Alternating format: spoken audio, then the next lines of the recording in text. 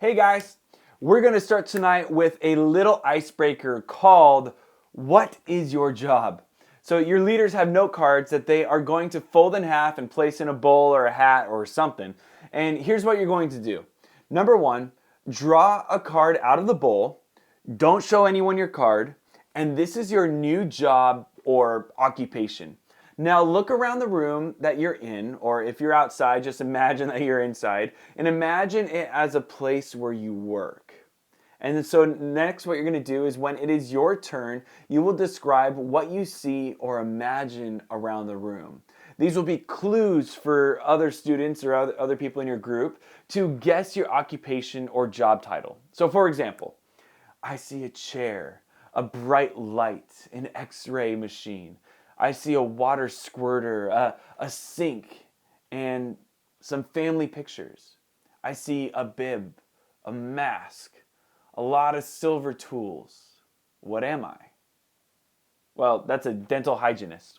All right, so you kind of get the idea? So leaders, go ahead and choose a student to go first. Whoever correctly guesses goes second, and repeat until everyone has had a turn. So go ahead and pause the video right now and do the icebreaker, all right?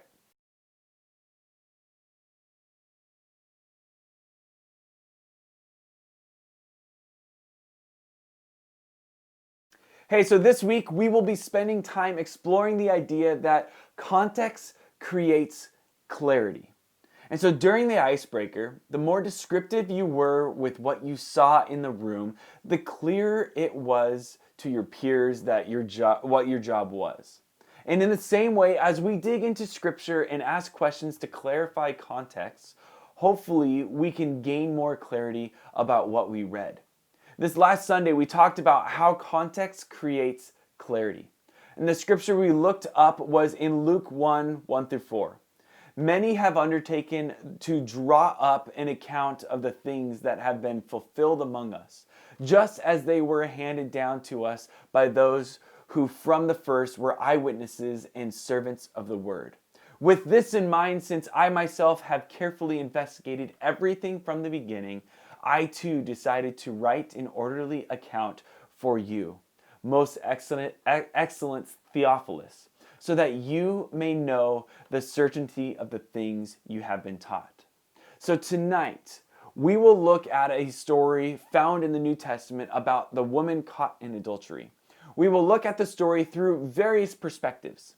Keep in mind about what we talked about this last Sunday. Context creates clarity. So take a look at the here section of your student guide, and I want you to split into 4 different groups. Not 2, not 3, not groups of 4, not everyone all together. I want 4 different groups, 1, 2, 3, 4. And if you only have 4 in your group, in your small group, then each of you can do this on your own. It's not that big of a deal. We just need 4 different viewpoints. And in those groups, you'll read John 8, 1 through 11 together. So go ahead and pause this video, break into groups, and read John 8, 1 through 11, and answer the first question in the here section in your student guide. Once you're done with that, you can push play after that, all right? So go ahead and pause the video right now.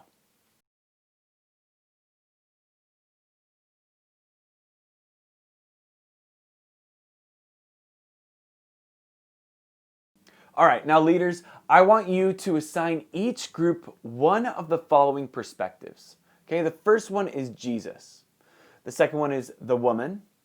The third one is the accusers.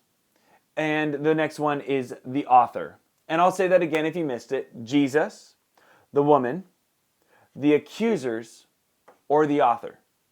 So once you know what perspective that you are, I'm going to give you 5 minutes to reread the story with the new perspective. And during this time, I want you to answer the 4 questions in your student guide. Okay, you ready? Go.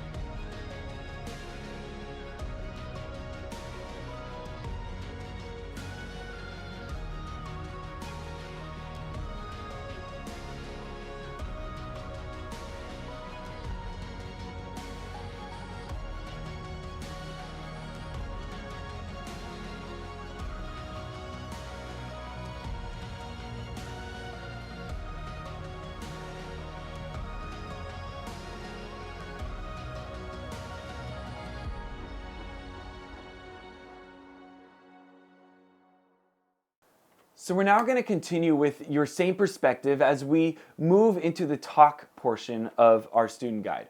So using the same perspective you had during the hear section, spend the next 10 minutes completing one of the following activities in your student guides with your group, okay? You can do either number one, create a comic, which is retelling the story from your new perspective. Number two, write a poem or a first-person narrative from your assigned perspective. Or number three, do a modern retelling from your assigned perspective. Or number four, using emojis to retell the story from your assigned perspective. So I'm going to give you 10 minutes to really get creative, make it happen, and here's the 10-minute countdown right here.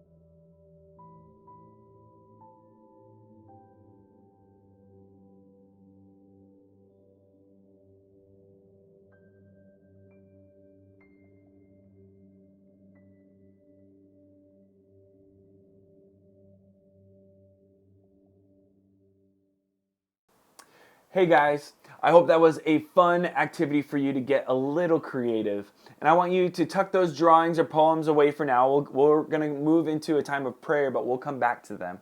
But I want you to find a quiet place and read and pray through the poem that is in your student guides. You may also want a pen or something to write with. And understand that some of the language in the poem may sound strange to you, and that's okay. I just encourage you to focus on the words that connect with you. If you want, you can also journal your thoughts or circle any key words. And I'm going to start a 5-minute timer for you guys to pray, and then I'll come back after that. All right? So here's your 5-minute countdown.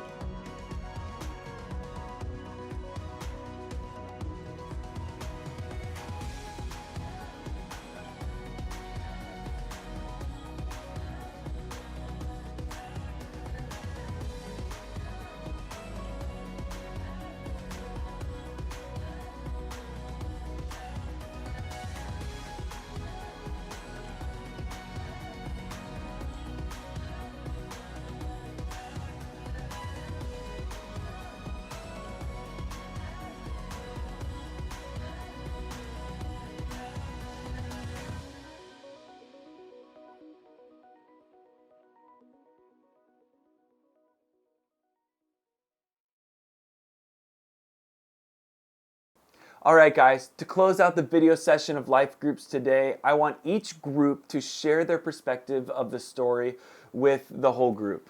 Once you have all shared, the leaders can take it away with their life group questions, and I hope you guys have a great rest of your life group. Have a good one, guys.